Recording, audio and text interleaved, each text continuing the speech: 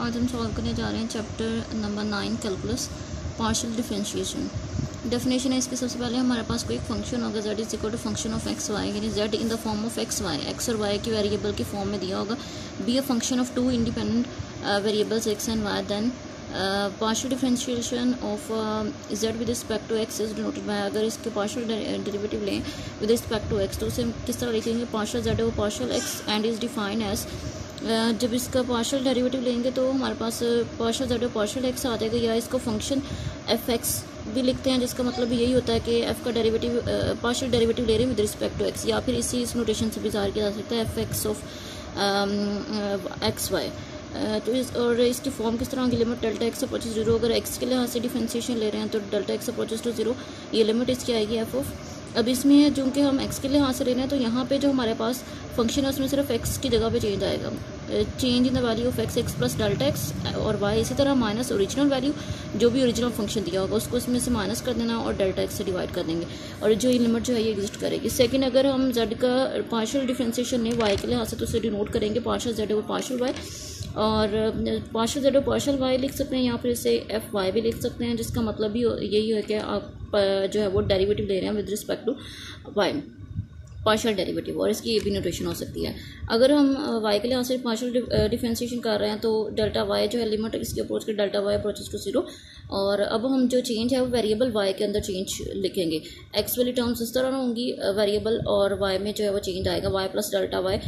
और यहाँ पे ओरिजिनल फंक्शन जो है ये minus f of x y इस तरह, और डेल्टा वाई से डिवाइड कर देंगे और इसकी भी लिमिट एग्जिस्ट करेगी। देन जो है वो हमने नेक्स्ट एक्सरसाइज में जो क्वेश्चन सॉल्व करने हैं उसमें हमारे पास दो फार्मूले हैं कि इक्वेशन ऑफ टेंजेंट निकालनी है, सरफेस हमारे पास that is equal to f of x Y, और कोई पॉइंट गिवन हो तो उसकी जो इक्वेशन हमारे पास होगी, फार्मूला होगा f x at P naught, यानी जो भी फंक्शन है उसका डेरिवेटिव पार्शियल डेरिवेटिव लेना है एक्स के लिहाज से, और उसकी उस पॉइंट पे वैल्यू कैलकुलेट करेंगे, और साथ x minus x naught plus f y, यानी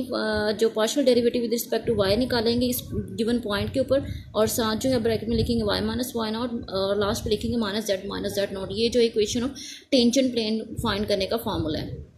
इसी से रिलेटेड हमारे पास नेक्स्ट है इक्वेशन ऑफ नॉर्मल प्लेन के लिए निकालने का हमारे पास फॉर्मूला होता है x minus x naught over f x at P naught, partial derivative x का पार्शियल डेरिवेटिव है जो एफ का विद रिस्पेक्ट टू एक्स, और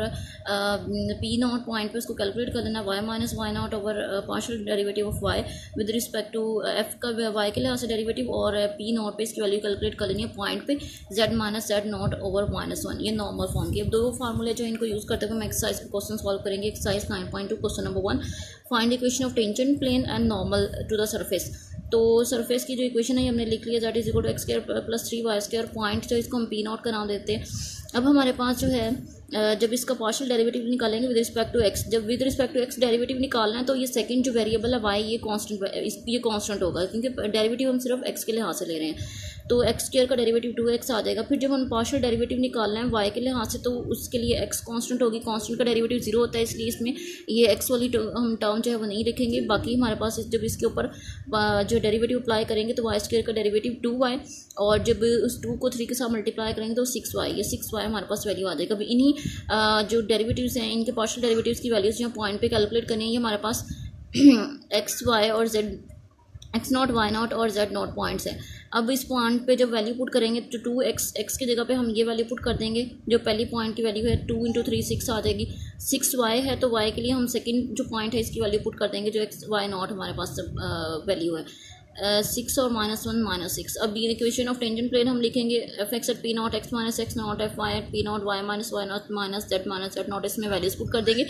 F x at P naught जो है ये हमने वैल्यू निकाली हुई है 6 पुट कर देंगे, एक्स माइनस एक्स नॉट, इसी तरह F Y at P naught calculate किया हुआ -6 ये पुट करेंगे, वाई माइनस वाई नॉट। अब एक्स नॉट वाई नॉट और जेड नॉट की जगह हम ये पॉइंट्स पुट कर रहे हैं 3 -1 और 12। 3 जब इसमें -1 पुट करेंगे तो माइनस माइनस प्लस हो जाएगा और 12 आ जाएगा यहाँ पे जेड नॉट की जगह पे। इन वैल्यूज़ को जो है वो अंदर मल्टीप्लाई करके सिंप्लीफाई कर लेंगे तो हमारे पास इक्वेशन ऑफ टेंजेंट प्लेन आ जाएगी। इसी तरह इक्वेशन ऑफ नॉर्मल लाइन का फॉर्मूला लिखेंगे X minus x naught F x at P naught Y minus Y naught over F Y at P naught Z minus Z naught over -1। X naught की value 3 है, why not की value जो है वो हमारे पास given है ये values, और जेड की जो है ये वैल्यूज़ हम पुट कर देंगे। एक्स नॉट की वैल्यू 3 है, वाई नॉट की वैल्यू -1 है, तो माइनस माइनस प्लस हो जाएगा। जेड नॉट की वैल्यू जो है 12 है, इसकी जगह वैल्यू पुट कर दी है। डेरिवेटिव पार्शियल हमने निकाला विद रिस्पेक्ट टू एक्स, उसकी वैल्यू हमने 6 पुट कर दी है। वाई के लिहाज से जो निकाला हुआ है पॉइंट पे उसकी वैल्यू -6 है, और ये -1 इसी तरह। अब जो है नेगेटिव साइन सब थ्रू आउट मल्टीप्लाई कर देंगे माइनस से, तो ये टर्म नेगेटिव हो जाएगी, ये पॉजिटिव हो जाएगी, और ये नेगेटिव ये पॉजिटिव हो जाएगी। तो हमारे पास इस तरह जो है वो हम इक्वेशन ऑफ टेंजेंट प्लेन और नॉर्मल लाइन जो है इनकी इक्वेशंस फाइंड कर सकते हैं।